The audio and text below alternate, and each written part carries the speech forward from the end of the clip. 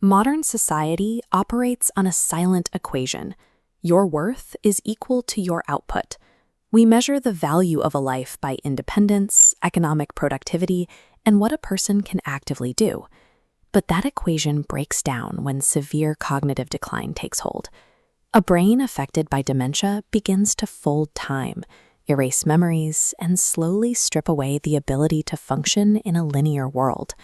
When an individual can no longer contribute to the economy, manage their own actions, or even remember their own history, we have to ask, what happens to their inherent human value? Tying human dignity strictly to functional output creates an impossible, terrifying trap for anyone facing irreversible decline. Our default societal response to dementia is the medical repair model. We look at the patient as a malfunctioning machine that needs to be fixed, corrected, or somehow brought back online. This timeline illustrates the tension. The caregiver acts as a helmsman, desperately trying to wrestle control of the wheel and steer a drifting mind back onto a straight, normal course. This approach fails because dementia is an irreversible biological reality. You cannot chart a linear course when the map itself is dissolving. The friction of constantly correcting a patient creates two devastating outcomes: severe psychological burnout for the caregiver and a specific cognitive loneliness for the patient, who feels their inadequacies constantly spotlighted. Treating significant cognitive loss merely as a fixable problem ends up stripping the patient's dignity and crushing the caregiver under an impossible weight. The alternative to the helmsman is the passenger.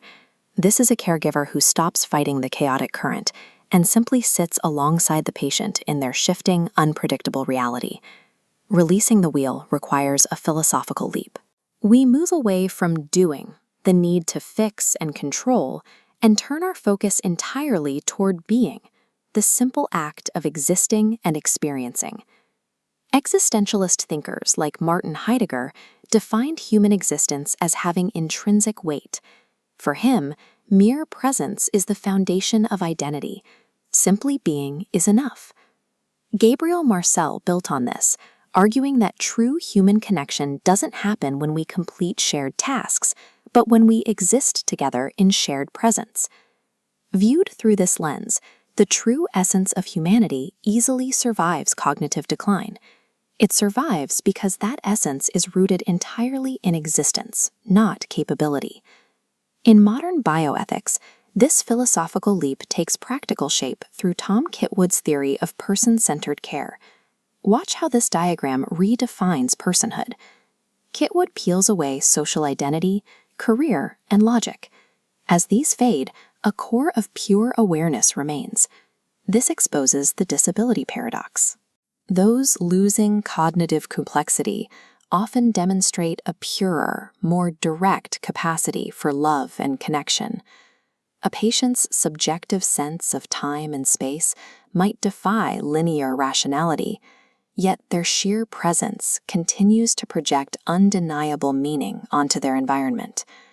Removing these cognitive abilities exposes the raw, irreducible core of human connection. In practice, this looks like the state of being with.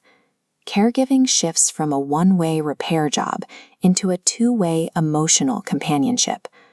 The moment a caregiver releases the urge to correct a patient's distorted memories or reality, the constant grinding friction in their relationship immediately neutralizes.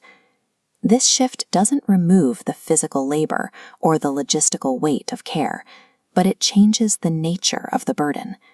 By witnessing the person instead of the disease, the internal friction of the relationship changes form.